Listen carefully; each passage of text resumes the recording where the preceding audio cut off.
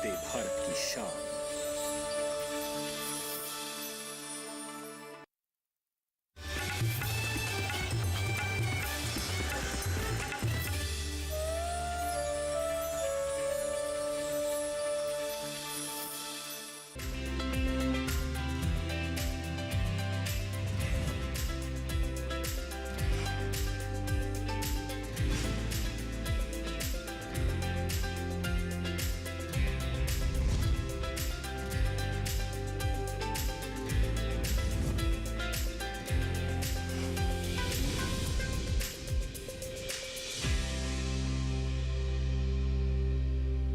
नमस्कार, स्वागत है आपका सफल किसान में। मैं हूं अंजू सिंह। सफल किसान एक ऐसा कार्यक्रम है जिसके माध्यम से हम आपको रूबरू करवाते हैं देश के कोने कोने में उभरती उन प्रतिभाओं से जो कि कृषि के क्षेत्र में नवाचार और नई तकनीक को अपनाकर अपनी पहचान बना रहे हैं। ये वो किसान हैं जो कि कृषि स्टार्टअप, पशुपालन और खेती में नए नए प्रयोगों को अपना रहे हैं। अपने लिए नए अवसर तो खोल ही रहे हैं, साथ ही अन्य किसानों के लिए भी रोजगार के नए नए माध्यम ये पैदा करने में कामयाब हो रहे हैं। आज के सफल किसान में हम आपकी मुलाकात करवाने वाले हैं एक ऐसे ही किसान से जो कि मेरठ के रहने वाले हैं और उनका नाम है विनोद कुमार सैनी। विनोद कुमार सैनी मुख्य रूप से वर्मी कंपोस्ट यानी केचुआ खाद तैयार करते हैं। इससे उन्हें तो लाभ हो ही रहा है, साथ ही उन किसानों को भी मदद कर रहे हैं जो कि मुख्य रूप से ऑर्गेनिक यानी जैविक खेती कर रहे हैं। तो चलिए शुरुआत करते हैं आज के सफल किसान की और दिखाते हैं आपको विनोद कुमार सैनी की कामयाबी की कहानी।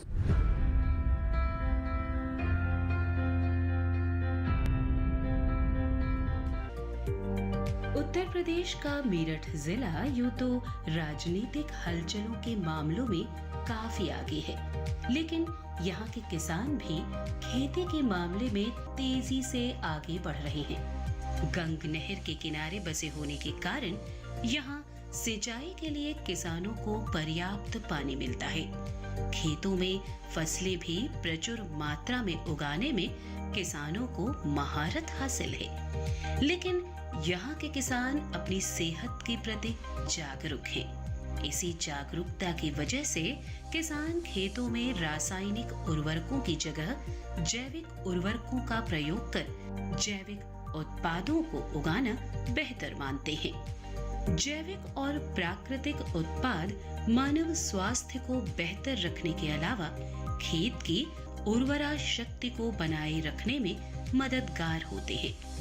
इसी कारण विनोद सैनी पिछले कई सालों से अपने खेत में केचुए से तैयार खाद का प्रयोग कर जैविक खेती कर रहे हैं। भारत की समृद्धता प्राचीन काल से विख्यात रही है और यहाँ की कृषि पद्धति भी प्राचीन काल से ही भारत के खेतों में गोवंश का बोलबाला रहा है। खेत और गोवंश एक दूसरे के पूरक माने जाते रहे हैं। गोवंश का गोबर और गोमूत्र का उपयोग खेत की उर्वरा शक्ति को बढ़ाने और बीजों को रोग रोधक बनाने में किया जाता रहा है, लेकिन बढ़ती जनसंख्या के खाद्यान्न जरूरतों को पूरा करने के लिए रसायनों के प्रयोग का प्रचलन बढ़ा। रसायनों के प्रयोग से खाद्यान्न उत्पादन तो बढ़ा, लेकिन इसके अधिक प्रयोग के दुष्परिणाम भी सामने आने लगे। मानव और खेत दोनों के स्वास्थ्य पर प्रतिकूल असर के चलते कृषि विभाग ने जैविक खेती को बढ़ावा देने का निश्चय किया। रासायनिक खादों के प्रयोग से खेत में उत्पादन तो बढ़ जाता है, लेकिन इससे मानव शरीर पर कई दुष्प्रभाव भी पड़ते हैं। ऐसे में शरीर को स्वस्थ बनाए रखना एक चुनौती है। इसका सही निदान है कि हम खेतों में रासायनिक खादों का प्रयोग बंद कर जैविक तरीके से केचुए आदि से तैयार खाद का प्रयोग करें। इसी सोच को आगे बढ़ाने के लिए विनोद सैनी ने केचुए से तैयार होने वाली खाद की एक यूनिट लगा रखी है, जिससे वे जैविक खाद बनाकर किसानों को देते हैं। इनके अलावा दूसरे किसान भी केचुए से तैयार खाद का उपयोग कर ऑर्गेनिक फार्मिंग कर रहे हैं। इनकी संस्था भी ऑर्गेनिक फार्मिंग को बढ़ाने की दिशा में काम कर रही है।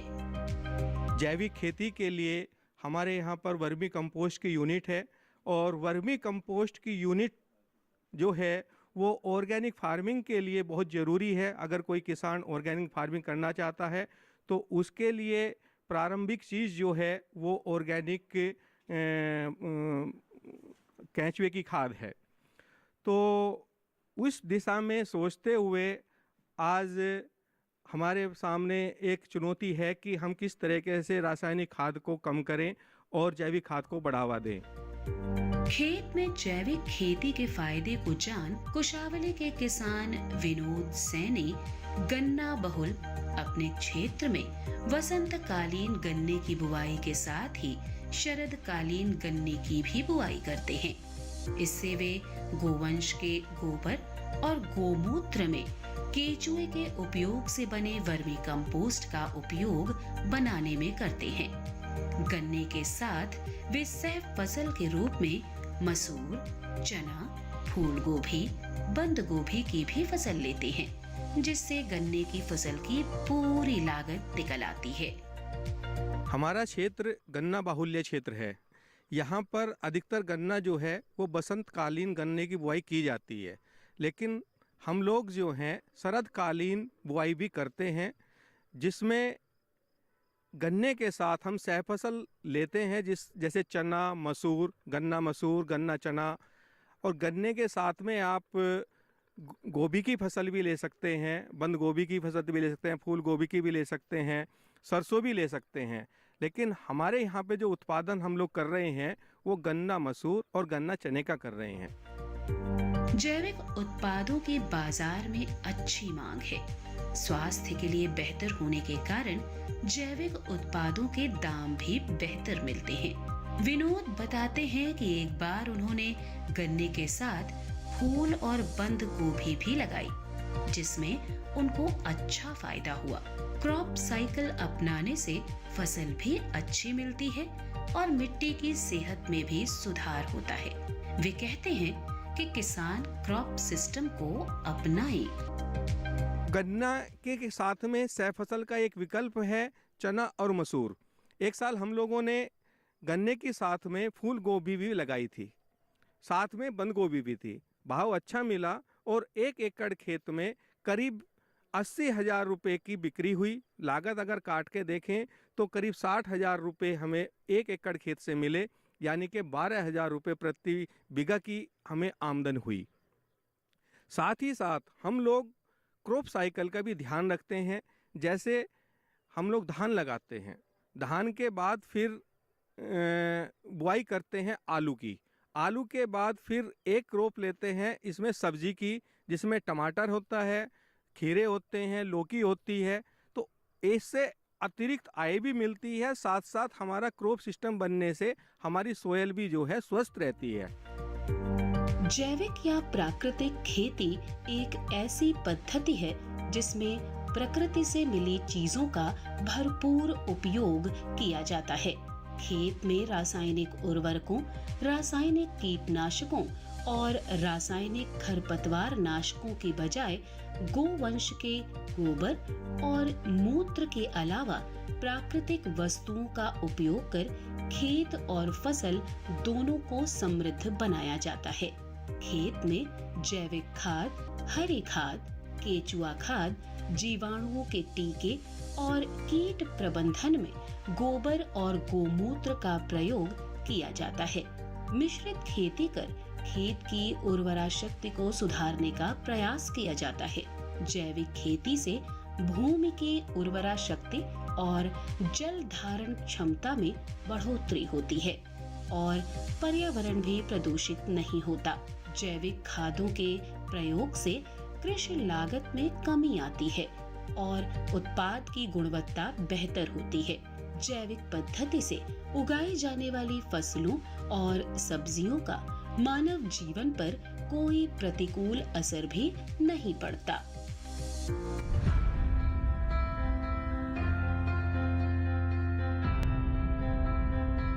तो जाना आपने कि कोई भी अवसर, कोई भी कार्य छोटा या बड़ा नहीं होता है। बस आवश्यकता होती है कि आप सही सोच के साथ सही मार्ग पर आगे बढ़ते जाएं मंजिल निश्चित तौर पर ही मिलेगी।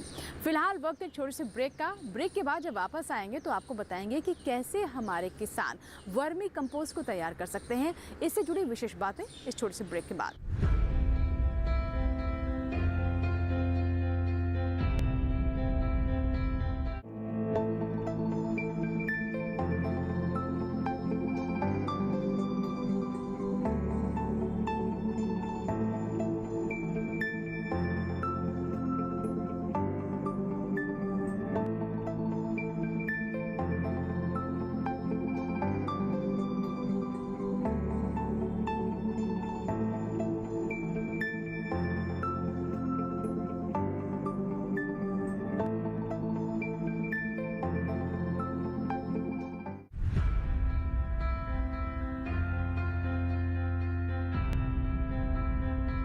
ब्रेक के बाद एक बार फिर आपका स्वागत है। आप देख रहे हैं सफल किसान। आज के सफल किसान में हम आप तक कहानी पहुंचा रहे हैं विनोद कुमार सैनी की, जो कि मुख्य रूप से मेरठ के रहने वाले हैं और वर्मी कंपोस्ट की यूनिट चलाते हैं। इससे जहां उन्हें लाभ हो ही रहा है, साथ ही साथ आसपास के अन्य किसानों को भी अच्छी खादों मुहैया करा रहे हैं। उनकी खाद का इस्तेमाल कर दूसरे किसान भी ऑर्गेनिक खेती कर रहे हैं और अच्छा उत्पादन प्राप्त कर रहे हैं। आइए जानते हैं वर्मी कंपोस्ट यूनिट के बारे में विस्तार से।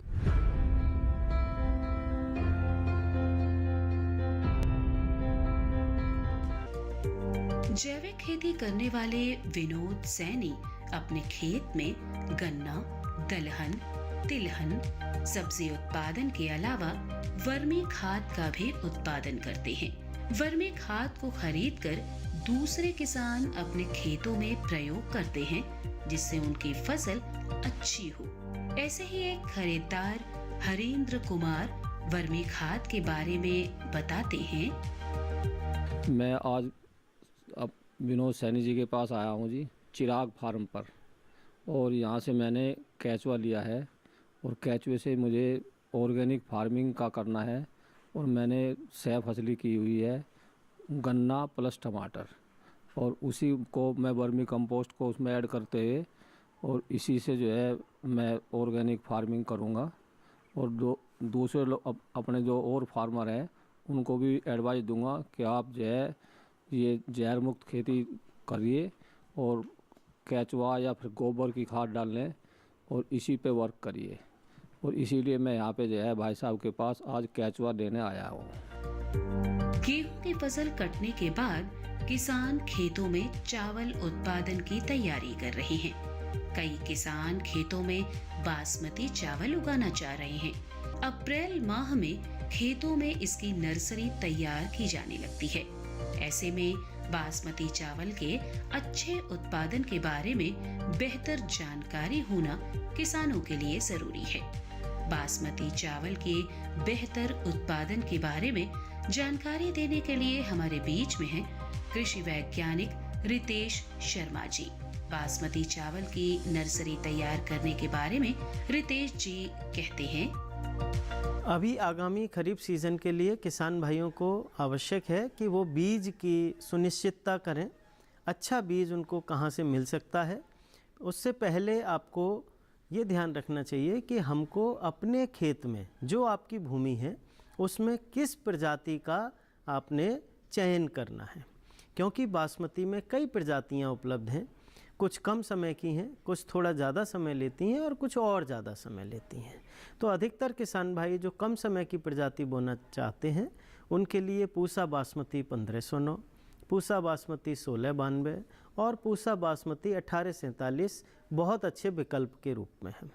इसके अलावा आप जो पूसा बासमती 1121 लगाते हैं उसमें सुधार होके अभी पूसा बासमती 1885 और पूसा बासमती 1718 भी उपलब्ध है, जिसका किसान भाई चयन कर सकते हैं। जो बासमती में तीसरा सेगमेंट आता है वो आता है तुड़ल का, जिसे हम मुच्छल या रूसी भी बोलते हैं। इसमें पूसा बासमती 1, पूसा बासमती 6, पूसा बासमती 1886 आदि प्रजातियों का चयन कर सकते हैं। तो किसान भाई पहले ये तय करें कि उनके खेत में उनकी क्या आवश्यकता है और कौन सी प्रजाति वो आसानी से अपने यहाँ उगा सकते हैं, जिससे अधिक उपज लेकर के अधिक कमाई कर सकें। दूसरी बात जो सबसे बड़ी है, आपने यदि प्रजाति का चयन कर लिया तो बीज कहाँ से लेना है, क्योंकि यह एक बहुत बड़ी समस्या के रूप में देखा जाता है। कई बार हमें अच्छी गुणवत्ता का बीज नहीं मिलता, किसान मेहनत करता है और बाद में उसकी फसल जो होनी चाहिए वो नहीं होती और उसे नुकसान उठाना पड़ता है। तो जागरूक किसान वही है जो पहले से ये तय करे कि उसको बीज कहाँ से लेना है, क्योंकि जो हमारे राष्ट्रीय संस्थान हैं जैसे कि पूसा संस्थान है या बासमती निर्यात विकास प्रतिष्ठान है, यहाँ पर बीज एक निश्चित समय के लिए मिलता है, क्योंकि हर किसान चाहता है वहाँ से बीज मिले। तो आप वहाँ पहले जाएं, पहले बीज लें। बासमती निर्यात विकास प्रतिष्ठान में आपको 20 अप्रैल से बीज मिलना शुरू होगा। इसके अलावा जो कृषि विश्वविद्यालय हैं, आप अपने निकटतम कृषि विश्वविद्यालय में भी पता करें कि उनके यहाँ से कब बीज मिलना शुरू होता है, और विश्वविद्यालय से लें, पूसा संस्थान से लें, BEDF से लें, कहीं से भी लें, लेकिन अच्छी जगह से बीज लें। बासमती चावल की खेती में अच्छे उत्पादन के लिए बेहतर किस्म के बीज से नर्सरी तैयार करना जरूरी है। साथ ही जरूरी है इस नर्सरी में तैयार पौध को सही समय पर रुपाई करना, जिससे फसल बेहतर हो। इस बारे में जानकारी देते हुए रितेश जी कहते हैं कि नर्सरी में तैयार पौध का सही समय पर रुपाई होना भी बेहद जरूरी है। नर्सरी के पौधों की रुपाई देर से होने पर किसानों को समस्याओं का सामना करना पड़ता है। इस बारे में जानकारी देते हुए कृषि वैज्ञानिक रितेश जी कहते हैं, हमारा काम है, जब हम खेती कर रहे हैं तो हमारे खेत के अंदर, हमारी नर्सरी के अंदर एक एक दाना मजबूत पहलवान जाना चाहिए। जब पहलवान जाएगा तभी उसकी संतान पहलवान वाली बनेगी, मतलब फसल अच्छी होगी। तो जब फसल अच्छी चाहिए तो एक एक दाने को आपने देखना है कि सबसे अच्छा है कि नहीं है। अब एक एक दाना देखना तो संभव नहीं है, तो उसके लिए क्या करना है, बहुत आसान तरीका है। आपने एक बर्तन लेना है, उस बर्तन में पानी भरना है, और यदि आपके घर में नमक होगा, नहीं तो 10 रुपए की एक थैली आती है, वो नमक को आप उस पानी में यदि मिला लेंगे थोड़ा सा, तो पानी की ग्रेविटी बढ़ जाएगी। पानी की ग्रेविटी बढ़ जाने से अब क्या करना है, हमें जो बीज का थैला आप लाए हैं उस पानी में, उस बर्तन में धीरे धीरे उस बीज को गिरने दीजिए, और फिर 2-1 बार ऐसे हाथ चला दीजिए या कोई लकड़ी चला दीजिए। क्या होगा, कुछ दाने तो ऊपर तैर रहे होंगे और कुछ नीचे बैठे होंगे। तो जितने दाने ऊपर तैर रहे हैं, यानी कि पानी में जो तैर रहा है, इसका मतलब सब जानते हैं वो क्या है, हल्का दाना है। हल्का दाना है या तो वो बीमारीग्रस्त है या वो कमज़ोर है, और जो कमज़ोर होगा उसकी संतान भी कमज़ोर ही होगी। तो कमज़ोर को हमने अपनी नर्सरी में नहीं ले जाना है। जितने भी दाने तैर रहे हैं उनको निकाल के सबको आपने अलग कर देना है, और जो तली में बैठा है, जो बढ़िया दमदार, जिसमें ताकत है, दम है, पहलवान है, मजबूत है, विगर है, ओज है, संतान पैदा करने की क्षमता ज़्यादा है, वो तली में बैठा है, उसको निकालिए, 2 बार साफ पानी से निथार लीजिए। उसके बाद आपने उसको नर्सरी में प्रयोग करना है। बासमती चावल की मांग न केवल देश में बल्कि विदेशों में भी लगातार बढ़ रही है। यही कारण है कि बासमती चावल की खेती में वृद्धि हो रही है। आज करीबी देशों में बासमती चावल का निर्यात किया जा रहा है। इससे भारत के विदेशी मुद्रा भंडार में भी बढ़ोतरी हो रही है।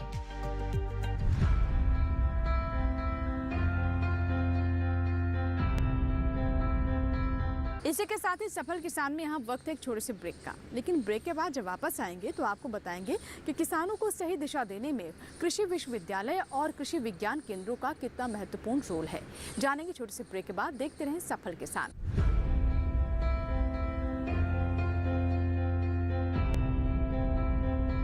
डीडी किसान ने कर ली है तैयारी, यहाँ मिलेगी पशुपालन की हर एक जानकारी, घर आंगन से लेकर व्यवसायिक फार्म तक, मुर्गी पालन से लेकर रेगिस्तान के जहाज तक। बीमारियों से पशुपालक बिल्कुल ना हो परेशान, विशेषज्ञ करेंगे आपकी समस्या का समाधान। देखिए अपना पशु चिकित्सक हर रविवार शाम 6:30 बजे दूरदर्शन किसान पर।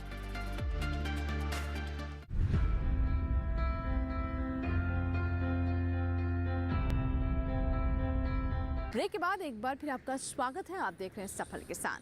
कहते हैं परिश्रम और अगर किसी आइडिया को सही मार्गदर्शन मिल जाए तो सफलता निश्चित है और कम समय में आप सफलता हासिल कर सकते हैं। हमारे देश के किसानों के जीवन में कृषि विश्वविद्यालय और कृषि विज्ञान केंद्र के अधिकारी और वैज्ञानिक ये भूमिका बखूबी निभा रहे हैं। आइए जानते हैं इसके बारे में विस्तार से।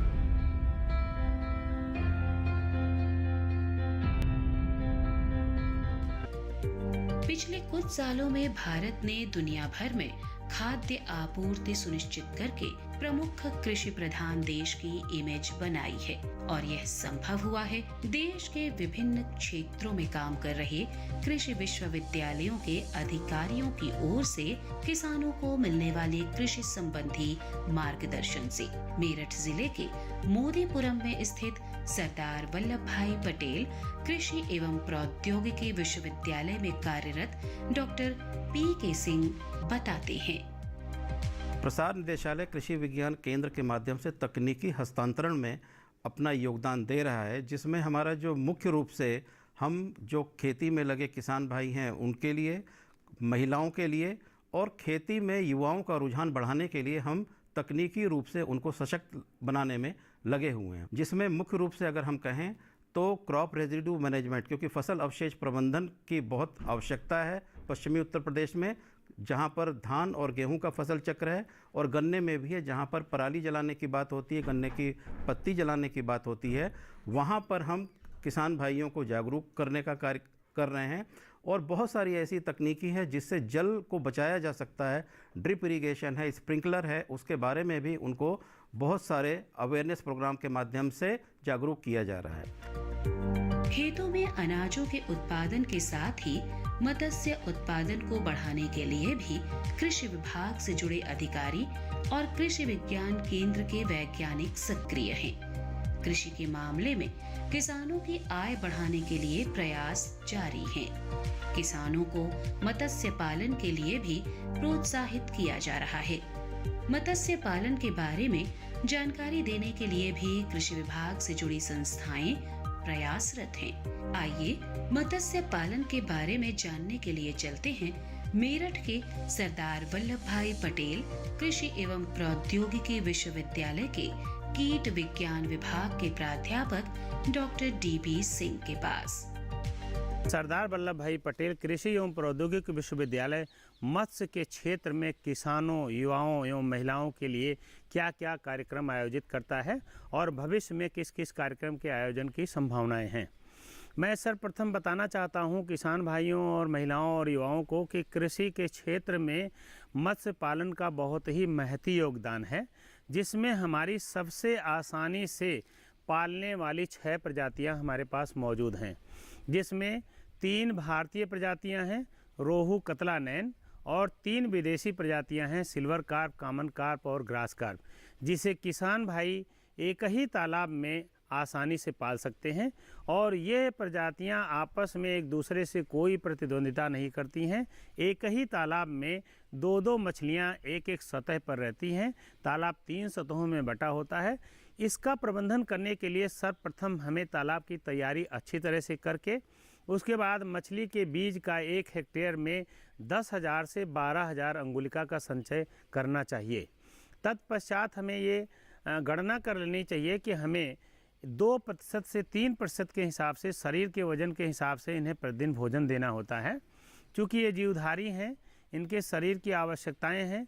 मानव प्राणी की तरह इन्हें भी अपनी वृद्धि, ग्रोथ और अन्य क्रियाओं के लिए एनर्जी की आवश्यकता होती है, जिसके लिए नितांत आवश्यक है प्रतिदिन भोजन 2 से 3% शरीर के वजन के हिसाब से दिया जाए। देश में किसानों की तकनीकी जानकारी देने और खेतों में पैदावार बढ़ाने के लिए कृषि विश्वविद्यालयों की भूमिका काफी बढ़ रही है। ये संस्थाएं खेत में पैदावार बढ़ाने के लिए उन्नत किस्म के बीजों को विकसित करने के अलावा किसानों को बेहतर सुविधा देने का प्रयास करती हैं। मेरठ का सरदार वल्लभ भाई पटेल कृषि एवं प्रौद्योगिकी विश्वविद्यालय भी कृषि के क्षेत्र के विकास में जुटा हुआ है। इस बारे में बता रहे हैं विश्वविद्यालय के कुलपति डॉक्टर के सिंह। विश्वविद्यालय का मैंडेट कृषि क्षेत्र के में शिक्षा देना, स्नातक, स्नातकोत्तर और पीएचडी ये सब प्रोग्राम हैं। और शोध कार्य है, कृषि से जुड़े हुए क्षेत्रों में शोध कार्य और उसका प्रचार प्रसार हमारे कृषि विज्ञान केंद्र के माध्यम से हम प्रचार प्रसार करते हैं तकनीकों का। इसमें हम लोग उद्यमिता विकास पर प्रशिक्षण कार्य देते हैं अलग अलग क्षेत्रों में कृषि के, चाहे वो मुर्गी पालन हो, मशरूम का प्रोडक्शन हो या बकरी पालन हो, हमारा नेचुरल फार्मिंग में, ऑर्गेनिक फार्मिंग में और मोटे अनाज से जुड़े हुए प्रसंस्करण, मोटे अनाजों का उसका उत्पादन और प्रसंस्करण, इस सब पर हम लोग उनको प्रशिक्षण देते हैं और वो प्रशिक्षण ले करके अपना कोई न कोई रोज़गार शुरू करते हैं, महिलाएं हों या युवा हों। इसके लिए हम लोग एक कार्यक्रम शुरू किए हैं टेली एग्रीकल्चर का।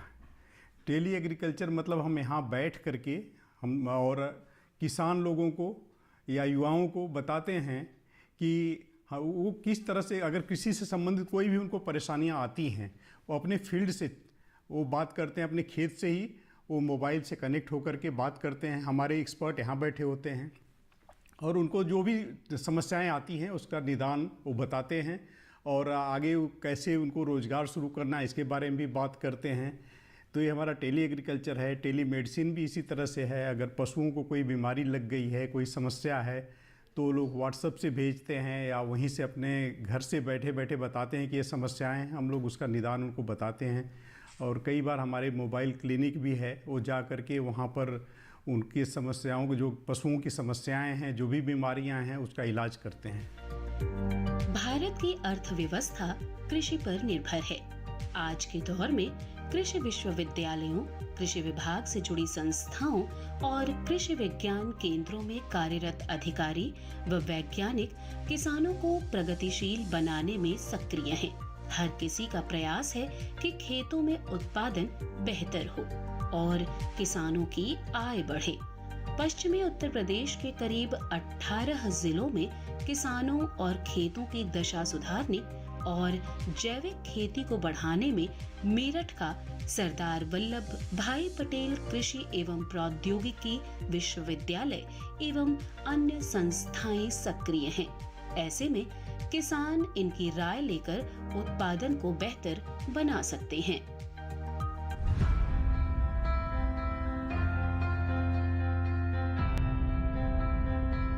तो ये था हमारा आज का सफल किसान, जिसमें हमने आपकी मुलाकात करवाई एक ऐसे किसान से जो कि मुख्य रूप से वर्मी कंपोस्ट की यूनिट चलाते हैं।